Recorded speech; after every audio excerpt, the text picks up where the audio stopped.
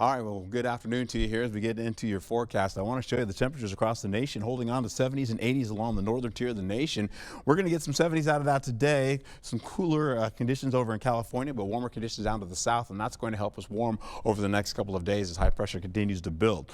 In fact, we're looking at cloudy skies giving way to partly cloudy skies for the day. Milder conditions holding on to at least those 70s working in the forecast now. So you see some upper 60s to at least the low 70s today. We'll get into La Crosse at 72 degrees and then begin to warm you up gradually. Hey, take a look at this though. Eau Claire has about a 40% chance going to a 30% chance and then continuing to weaken as we go into the latter portion of the afternoon and into the remainder of the evening commute.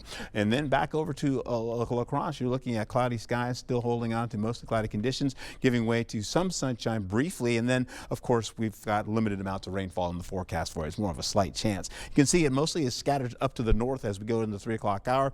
That could spawn maybe a storm or two. As you can see it coming down, and eventually we're done. Not much happening as you go down into areas along I-90 because there's a dry slot there. That begins to fill in as we go right into the 9 o'clock hour where clouds continue to move in, but fewer clouds reside going into the overnight hours, plus some smoke and haze also a part of your forecast. You'll find yourselves getting into it here as we go through Friday. The showers and storms come back again, but most of them are to the east and out of the region. But this model is still showing you a little bit of light rainfall, possibly reaching Eau Claire as well as La Crosse, and then kind of bugging out to the east. Rain out of the forecast about 1/10 of an inch or less, as I mentioned before. We'll see this smoke and haze come down. It's more like a near moderate to critical in the forecast. But the thing is, it's going to be breezy. We'll see winds getting up to near 40 miles per hour, and that's going to help us out. In the afternoon, we're up to near 30 miles per hour plus. Getting into the latter portion of your afternoon, you're looking at winds possibly getting up to 36 miles per hour, so nearing 40 miles per hour, then tapering down as we go into the evening hours, and that should be done. All right, so we carry over to how this all shakes up for Friday.